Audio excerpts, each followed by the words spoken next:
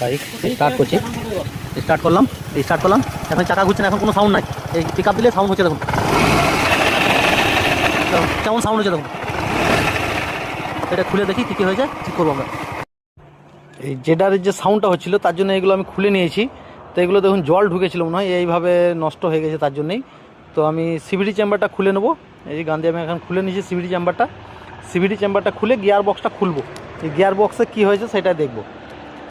তো এই দেখুন ক্লাস হাউজিংটা ক্লাস শু যেটা লেগে আছে, তো ক্লাস শুটা এখানটা দেখুন বিয়ারিংটা মনে পুরো ভেঙে গেছে, একদম পুরো নড়ছে দেখুন, উপর নিচে পুরো এটা নড়ে যাচ্ছে, ভিতরের বিয়ারিংটা ভেঙে গেছে।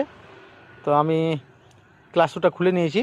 দেখুন এখন অ্যাক্সেলটা শুধু ঘুরিয়ে দেখাচ্ছে কতটা প্লে হয়ে গেছে দেখুন, যে দু সাইডের বিয়ারিংটাই ভেঙে গেছে। এখানে জল ঢুকে যাওয়ার জন্য এটা হয়েছে। দেখুন কী অবস্থা, পুরো পেনিয়াম সেটই চেঞ্জ করতে হবে আমাকে। তো আমি এগুলো খুলে আগে ক্লিন করে নিই, তারপর বিয়ারিংটা কীভাবে খুলছে আমি দেখাচ্ছি আপনাদের। দেখুন পুলার লাগিয়ে বিয়ারিং খুলতে হবে এইভাবে। দেখুন আবার একটা বিয়ারিং লাগাইছি, পোলার লাগাইছি, এই টাইট করে দেবো আর এই বিয়ারিংগুলো বেরিয়ে যাবে খুব ইজিভাবে। তো আপনারা যখনই বিয়ারিং বের করবেন এখানে ঠোকাঠুকি না করে পোলার দিয়ে বের করবেন, চেম্বারগুলো কোনো ক্ষতি হবে না। তো আমি বিয়ারিংগুলো বের করে নিই, তারপর আবার নতুন বিয়ারিং ফিটিং করে দেবো। এবং প্রত্যেকটা বিয়ারিং আমি সব পোলার দিয়ে খুলে দিছি। এই পোলারগুলো আপনাদের কাছে রাখতে হবে, তাছাড়া কাজ করা খুবই অসুবিধা হবে।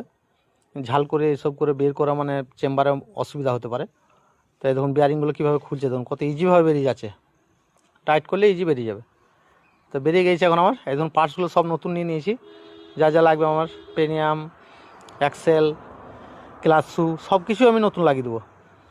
এই দেখুন, তো এগুলো আমি সব নতুন নিয়ে নিয়েছি। এখন বিয়ারিংগুলো আগে ফিটিং করে নিই, বিয়ারিং ফিটিং করে তারপর পেনিয়ামগুলো আমি বসিয়ে দেবো।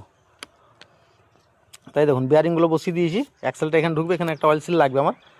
এই দেখুন এই বিয়ারিংটা লাগিয়ে দিয়েছি, এখানে বিয়ারিং বসিয়ে দিয়েছি। এসব বিয়ারিং আমি লাগিয়ে দিয়েছি। দেখুন এখানে যে অয়েল সিলটা লাগে পার্ট নাম্বার সমেত দেখেছি, এইখানকার যে অয়েল সিলটা এটারও পার্ট নাম্বার দিয়েছি।